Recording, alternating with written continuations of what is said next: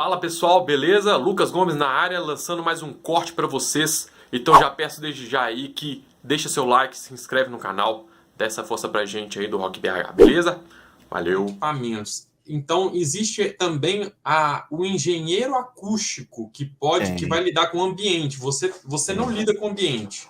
Não lido. Eu tenho um conhecimento muito superficial Sim, que uma me ideia, atende. uma noção. Exatamente. Eu sei aonde estão os possíveis problemas e que eu consigo ajeitar, né, meu? Eu Uhum, sei que a minha sala tem toda sala tem uma deficiência, sala pequena principalmente tem deficiência e problema de sobra de grave, principalmente em 120 Hz. É nessa faixa de entendi. 120, de 117 até 125, 26 Hz. Sim, Então eu sim, sei que entendi. toda sala vai ter esse problema de sobra de grave, por causa dos cantos, Uhum, o fato de ser uma sala pequena, devido ao o comprimento de ondas, enfim.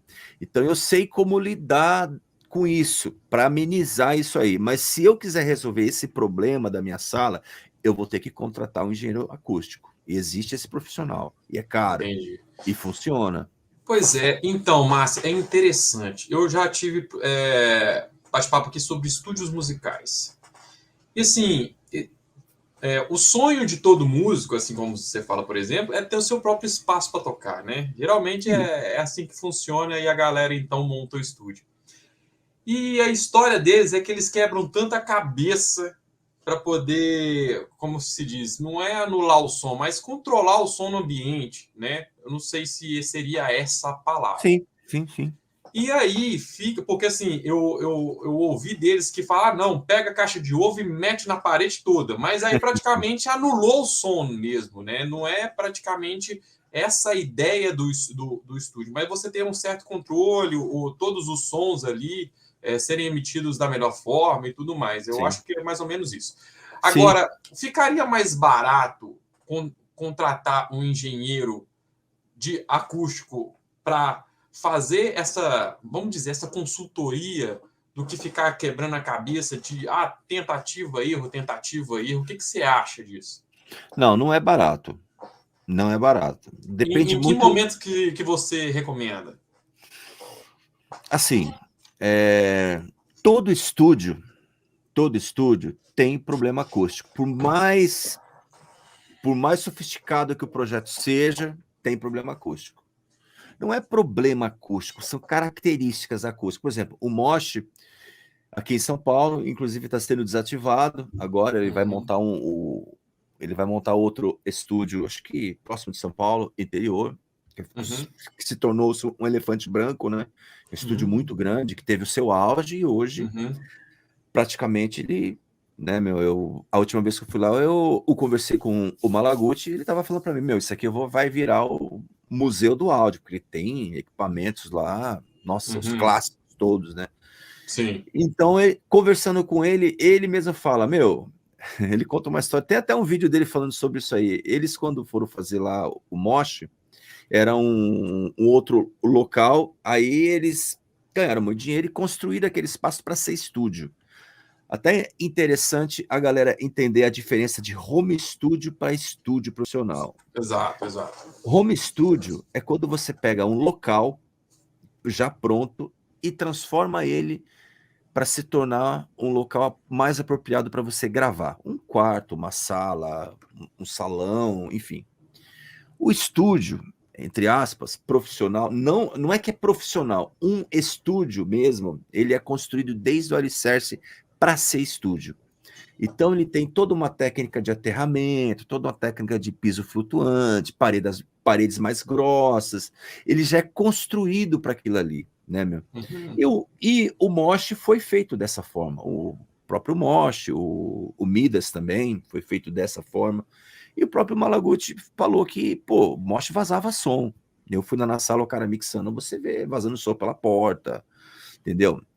Teve um engenheiro americano, um produtor americano que eles gravaram lá, e o cara fala que ele achou a sala muito grave, né, uma sala que tem pouco brilho, que é muito grave. Mas isso não é defeito, isso é característica. Né? Sim. Por isso que alguns produtores procuram determinados estúdios ou determinados locais. Por quê? Uhum. Porque antes, aliás, procuravam, né? Hoje você consegue simular algumas coisas, tamanho de sala, né? Você pega, por exemplo, você vai gravar voz. A única coisa que você não consegue fazer numa sala pequena, gravar cordas, orquestra, gravar naipe de metais. Por exemplo, aqui na minha sala, eu tinha um outro estúdio maior, que eram 2 salas, né? E com essa pandemia eu tive que fechar e eu vim para cá, que é uma sala menor, onde está tudo junto. Então eu gravo, mixo, produzo e masterizo aqui. É uma sala que tem pouco tratamento, ela tem um tratamento funcional, para mim, não é um tratamento específico, porque eu fiz com a minha experiência, e que funciona muito bem, mas eu sei que ela tem algumas dificuldades, tem alguns problemas, mas todo estúdio tem. E os melhores disso foram gravados em corredor de hotel, em assim, porão, castelo assombrado, dessas coisas por aí, né, meu? Então, não tem que se enganar muito com isso, não. Hoje tem muita informação, o que eu falo pra galera é assim, tem muita informação técnica legal na internet, tá? Tem muita informação sobre acústica, tudo. A única coisa, ninguém vai passar também um pulo do gato, a galera não passa, mesmo os caras que dão curso, pago e o caramba, os caras não dão o pulo do gato, entendeu? Então, assim, isso é uma coisa que você vai aprender, mesmo porque, cara, seu ouvido e sua percepção musical é diferente do cara. Por mais que ele passe, você tem uma outra percepção. E aí você vai aprendendo com o tempo, fazendo, né? É meio que na tentativa de erro e acerto. Óbvio que se o cara tiver muita grana, eu dou algumas consultorias para outros estúdios, se o cara quer montar estúdio, eu sempre faço a seguinte pergunta pro cara: você tem dinheiro? O cara fala, Marcelo, eu tenho 30 milhões. Você fala assim, ó, vou passar o contato do cara, você entrega a chave do terreno para ele, aí quando eu estiver pronto ele te liga. Sim. Você não vai ter que se preocupar se vai usar PC ou Mac, vai alguém... Não, ó, tá pronto aqui, só vim gravar. Se você não tem dinheiro, aí nós temos que adequar, né, pro seu orçamento, o que vai te atender melhor. Sim. Né? Existem opções para isso muito boas, né, que funcionam. Legal, cara. Nossa, que legal. Agora,